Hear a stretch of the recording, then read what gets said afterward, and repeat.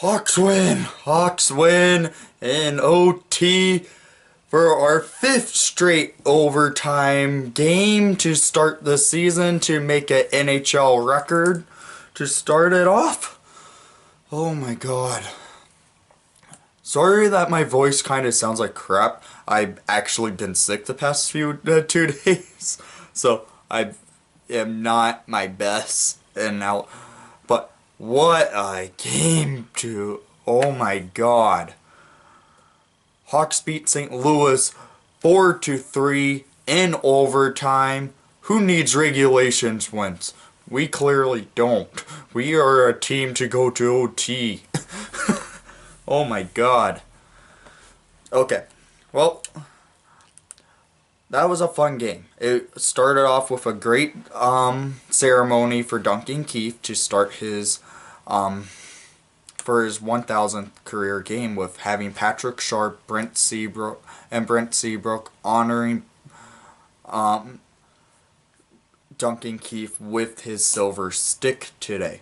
The tribute video was a class act from the Chicago Blackhawks again. And they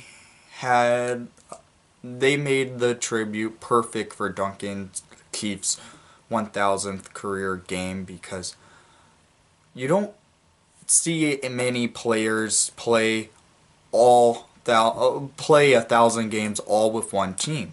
The Blackhawks, it's now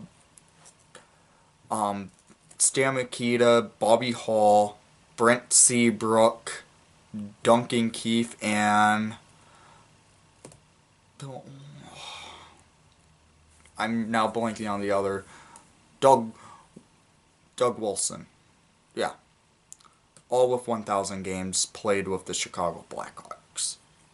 In this era, that's rare to see players stay with a team that long. Hawks managed making a great tribute for Duncan Keith tonight, and I respect that. That's why this morning I set up my jerseys like that, to show the Duncan Keith jerseys. But I still have to show the Mikita jersey. That thing's not moving unless I wear it, or it's not moving until the end. It's not moving. I'm just saying that. Okay, well, let's get into the score today. It's the scoring today. In the first period, the Hawks came out on fire. They had a total of, I'm wanting to just say how many shots they had in the first period. That was just insane. First period, the Hawks had 23 shots on net to St. Louis's 10. They were coming out on fire. It was just insane. So, in the first period, Artem Anisimov, 11:51 on the power play, scores by assists from Brandon Saad and Dominic Cahoon. Then at 16:01 on the power play, Patrick Kane scored a crazy goal, because Jake Allen and the Blues players were just piling up on top of him. So Patrick Kane had an easy way to get it past the net, into the net, and score. No defense whatsoever from the Blues in the first period. Then in the second period, the Hawks still outshot the Blues 16-12. And the Blues actually scored.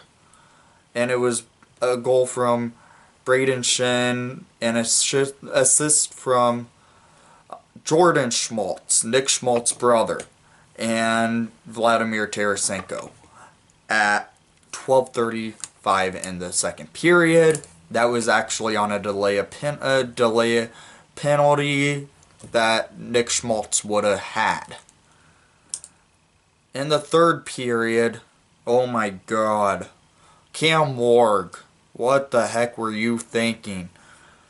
1 minute and 44 seconds in, Cam Ward, with the Blues on a power play, went just passed the puck all the way to playing the puck to Brandon Manning.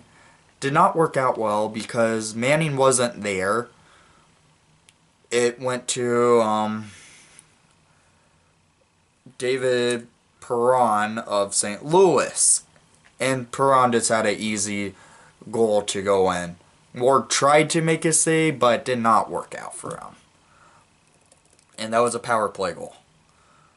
Then at 4 minutes and 47 seconds into the third period, Braden Shen with his second goal of the game, assist from Steen and Parenko on the power play. Yeah, the Hawks need to work on some penalty killing, but it's so early, it can affect you. It can affect the team if they suck at the PK early. But if they start gaining momentum and playing better on the PK, I think the Hawks can figure it out. But at 13:06, the Cat scores to tie it up 3-3. And the assist went from Taze and Duncan Keith on his 1,000th game. Congratulations again, Dunks. And in overtime, the 5th straight overtime for the Chicago Blackhawks and to start the season for an NHL record, at 4 minutes and 51 seconds left in overtime, meaning 9 seconds left in overtime, Alex DeBrincat had an easy goal from a great play from Eric Gusterson. Gusterson had a slap pass to DeBrincat, and DeBrincat had a wide open net, tipped it in, Hawks win. So the Hawks won 4-3 over St. Louis. But mainly this was Duncan Keith night, so it's really an honor to have Duncan Keith, a legend of the sport like that, on a team this long. He's been with the team his entire career. He's an important part to the Blackhawks organization. He's probably the greatest defenseman in Blackhawks history, which is saying a lot. We've had quite a bit of great defensemen. So let's go to the shot total. As I said, in the first period, the Hawks had 23 shots to St. Louis 10. In the second period, the Hawks had 16 shots to St. Louis's 12. In the third period, St. Louis had 12 shots and Chicago only had 6.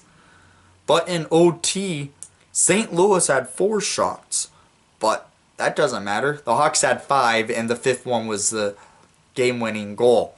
So in total shots on goal, 38 shots for St. Louis, and Chicago had 50. Oh my God, that was a lot of offense tonight. And my 3 stars of the night would be Duncan Keith, just because it was his 1,000th game. He also got a point from it. I would even say Patrick Kane with a star because of his goal he scored, and he was trying to get it over with in the regulation and then OT. He was just shooting the puck like it was nothing.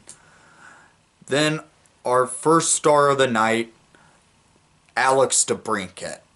The game-tying goal and the game-winning goal in overtime.